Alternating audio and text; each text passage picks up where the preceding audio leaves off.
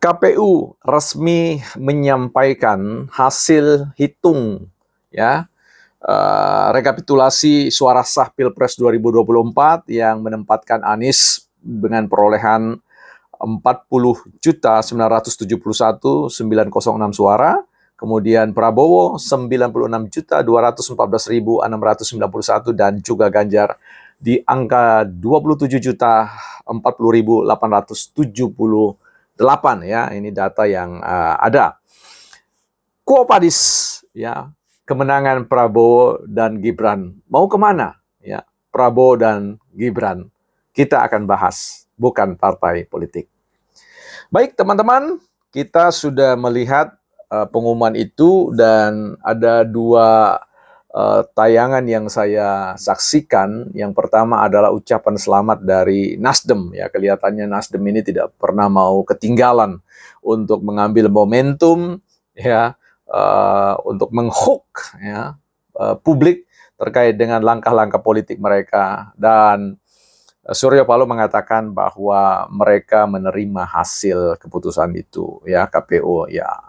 Sambil kemudian dipertegas oleh beliau dan juga oleh Pak Anies dan Caimin untuk mengatakan bahwa langkah hukum tetap diambil untuk menyampaikan gugatan dengan berbagai macam sangkaan-sangkaan terkait kecurangan, ketidakadilan dan lain-lain. Saya kira itu merupakan sebuah respon yang tidak terlalu punya energi lagi ya, dingin dalam rangka untuk respect terhadap 40 juta suara yang yang diberikan kepada mereka. Jadi saya kira ya kita sambut saja secara positif langkah paslon 1 atau 3 kalau mau ke MK, dalam rangka juga kita was-was atau wanti-wanti untuk menjaga kali-kali ya ada sesuatu yang perlu dibereskan dalam konteks perbaikan-perbaikan ke depan ya. Jadi silakan saja, yang penting kita tetap tidak kehilangan fokus dengan persoalan Quo Vadis Prabowo dan Gibran, yang tentu dalam angka statistik menunjukkan bahwa partai pengusung, khususnya partai Pak Prabowo, Gerindra, berada finish di urutan yang ketiga setelah Golkar, dan di urutan yang pertama adalah Partai Demokrasi Indonesia Perjuangan yang tentunya nanti akan duduk sebagai ketua DPR ya. Nah ini menarik ya, karena polarisasi tentang perolehan suara ini menempatkan perlunya kerja-kerja koalisi yang sangat ketat, dan tentu ini akan menarik bagi kita untuk kita ikuti. Persoalannya sekarang adalah setelah sah dinyatakan sebagai pemenang, dan tentu Prabowo mendapatkan ucapan selamat dari negara-negara di belahan dunia sebagai sebuah variabel yang sangat dibutuhkan dalam rangka legitimasi Indonesia sebagai negara yang diakui kepemimpinannya di mata dunia, sehingga kerjasama ekonomi itu sangat terbuka untuk dilakukan. Nah, pertanyaan kita sekarang adalah Quo Vadis Prabowo dan Gibran ya, termasuk nanti Quo Vadis terkait dengan channel bukan partai politik ini. Mau kemana channel bukan partai politik ini?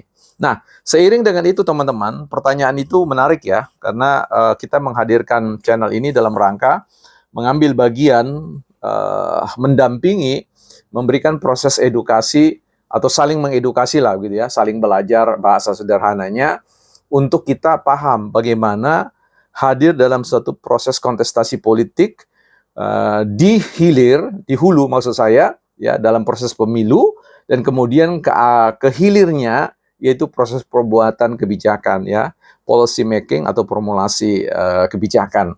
Nah, untuk itu kita perlu sama-sama akan mencermati, mengkritisi berbagai macam kebijakan-kebijakan yang akan diambil oleh pemerintah, dalam hal ini pemerintah pusat, kemudian pemerintah provinsi dan juga pemerintah kabupaten kota, yang tentu semua berkaitan dengan pemanfaatan sumber daya, baik secara finansial maupun sumber daya yang lain, sumber daya alam ya khususnya juga. Nah, untuk itu dibutuhkan sebuah pengetahuan khusus, apa yang disebut dengan policy making ya, pembuatan kebijakan. Nah, pembuatan kebijakan ini nanti kita akan lihat teman-teman, kita akan jadikan bukan partai politik ini sebagai tempat ngumpul bareng kita sama-sama, khususnya mereka-mereka yang tertarik dengan melihat bagaimana membaca, memahami dinamika politik dalam proses pembuatan kebijakan, dan bagaimana kita sendiri juga bisa mengambil bagian dalam turut mempengaruhi proses pengambilan kebijakan yang dilakukan oleh baik pemerintah pusat maupun juga dalam konteks pemerintah daerah, ya.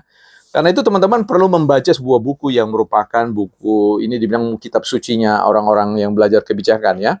Salah satunya ya, Public Policy ya, Public Policy ya, pengantar teori dan praktik analisis kebijakan. Jadi teman-teman, kita bukan hanya nanti berkaitan dengan urusan soal kebijakan, analisisnya maksudnya pembuatannya, tetapi juga kita melakukan kerja-kerja analisis. Nah, mudah-mudahan teman-teman nanti akan menjadi menjadi seorang konsultan ya politik, konsultan kebijakan, baik secara dalam keikutsertaan di pemerintah atau lembaga-lembaga riset yang teman-teman mungkin mau buat dan sebagainya.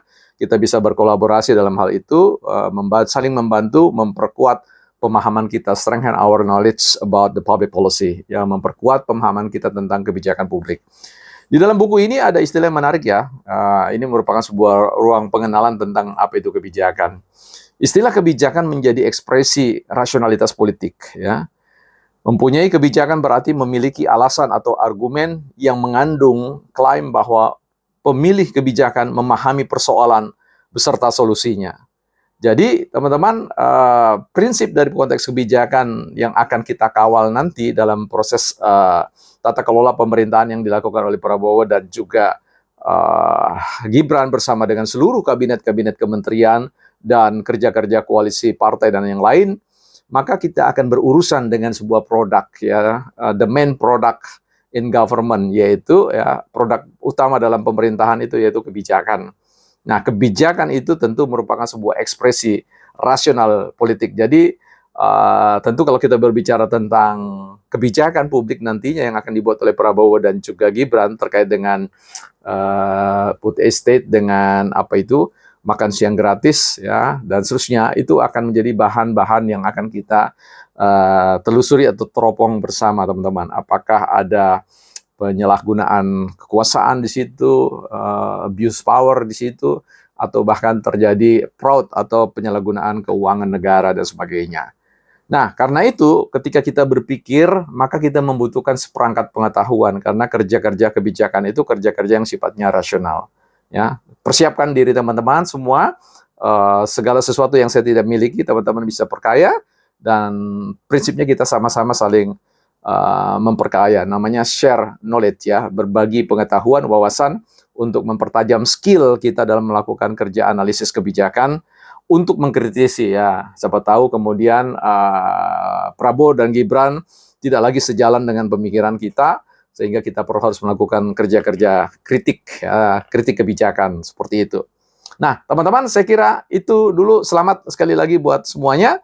Siap-siap kita akan sedikit demi sedikit akan mulai mempersiapkan diri untuk mendampingi proses pilkada, sembari kita melakukan kerja-kerja, mengawasi, dan memberikan masukan-masukan kepada pemerintah di seputar pembuatan kebijakan atau policy making, bukan partai politik.